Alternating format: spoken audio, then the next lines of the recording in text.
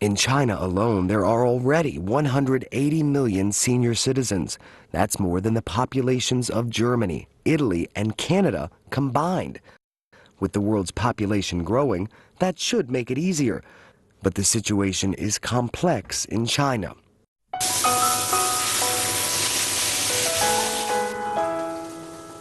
90-year-old Zhuang Keiyun has 4 sons.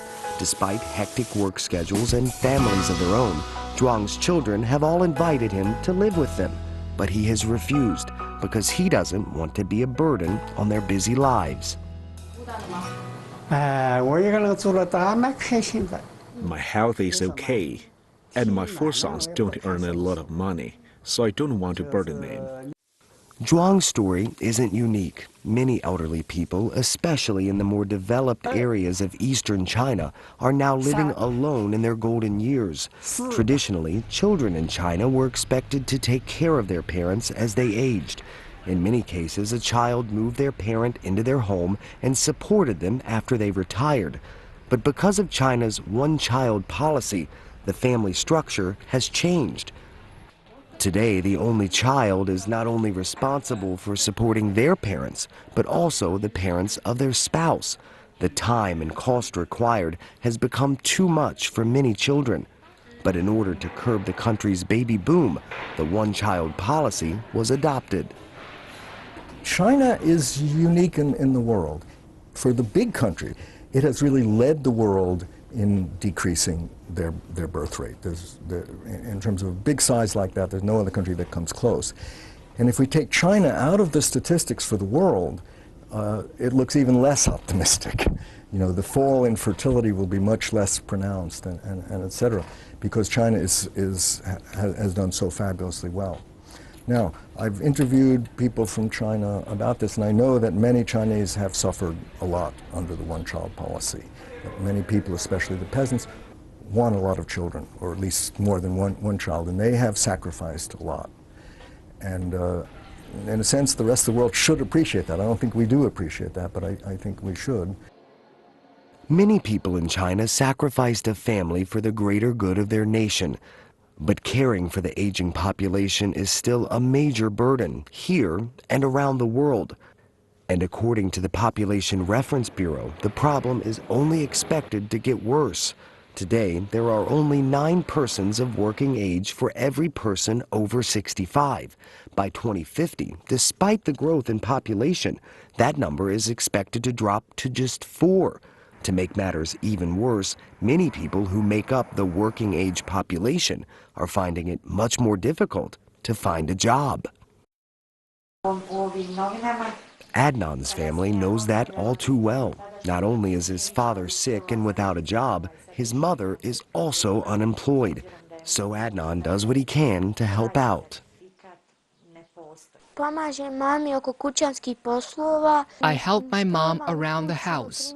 I make my bed. I dust. I help Dad by going to the pharmacy and grocery store. According to the International Labor Organization, as of 2009, some 240 million people around the world were jobless.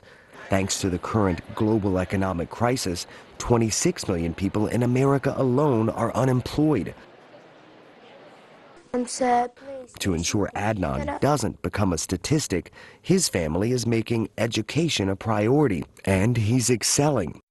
But even today, educating the world's population is still a struggle.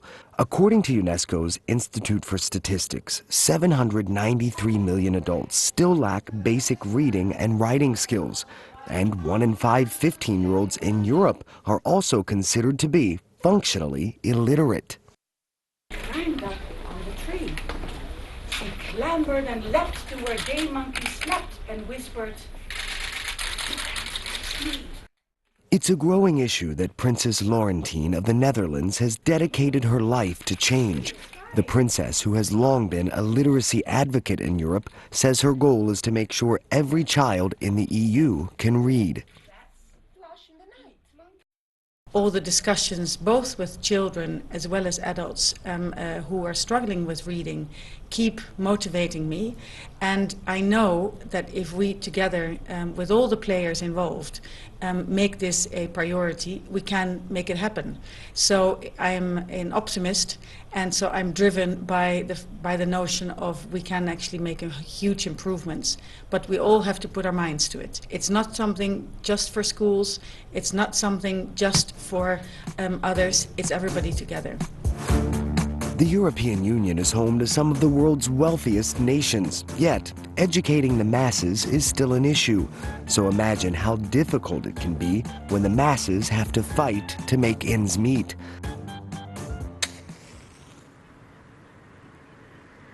Jeremy Kaburia is one of those people.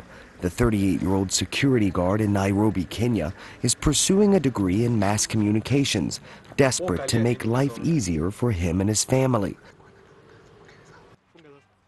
But pursuing that education is difficult.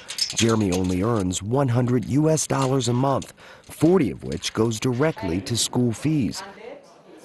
Some months, there isn't enough money to go around. But Jeremy believes his investment will pay off. When I am in the studio, I feel free. It doesn't matter if I'm older. I don't mind studying with my children. As long as I can build a better life, I am happy.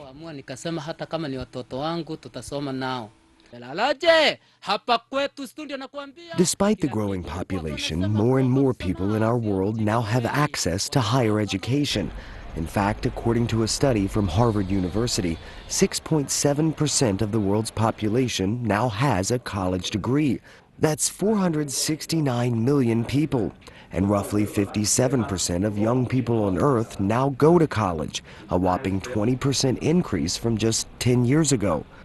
The numbers may sound encouraging, but according to Professor Wyman, it's nearly impossible to educate everyone in the world, no matter how many people there are. The reason? Virtually all the population growth is among poor people.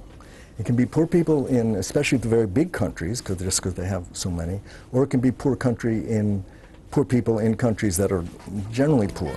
So like India, the richer people, the educated people that have good middle-class jobs in India, they're reproducing like anybody else.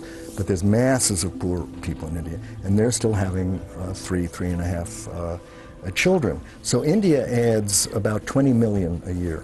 The world population is growing at 80 million a year. That's 1 billion people every dozen years. And that has the world community concerned, even Adnan's father. I am glad that the babies are born, but I am afraid it is not all good. There is too much poverty and people can't live a normal life. And most babies are born in poor families. I cannot tell the future. God created us all, but it seems God is destroying us too. The world is upside down, that is my belief. Adnan's father may believe that God is destroying our world, but experts believe we are responsible for all of this destruction, thanks to irresponsible development in response to a growing population.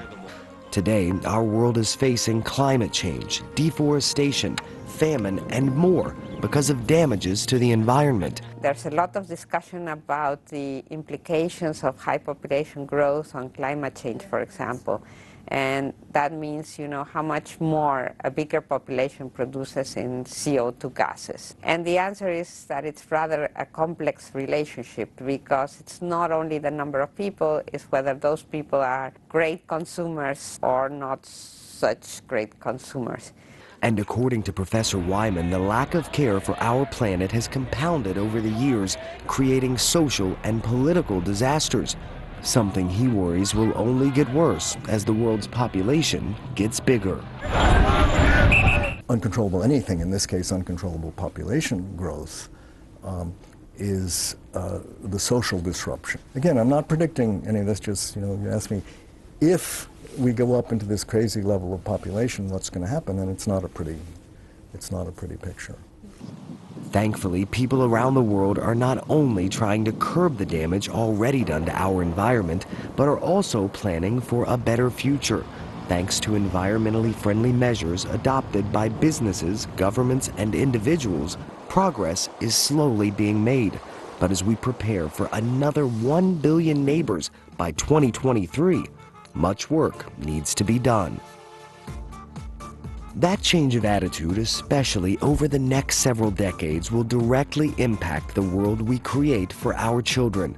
And according to experts, the first step we must collectively take is to reduce the fertility rate.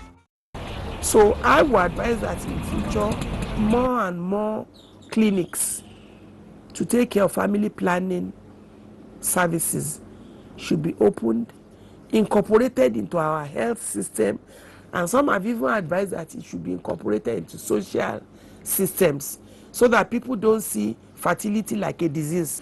So if we can reduce fertility and reduce mortality so that the gap between fertility and mortality start to shrink, then you can reduce the rate of natural increase of population. But even if the world slows down the rate, we are all still responsible for caring for the largest ever population on Earth. The rich countries need to realize that our well-being is dependent on the prosperity and well-being of developing countries, and we need to see that our consumption affects the well-being of developing countries. So the rich countries need to get their house in order and help the poor countries get their house in order.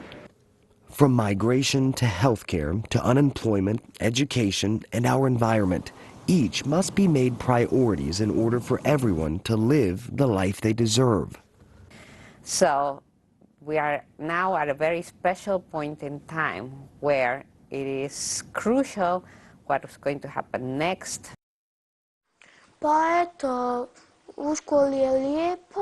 No one is more concerned about ensuring a successful and prosperous future for generations to come than Adnan.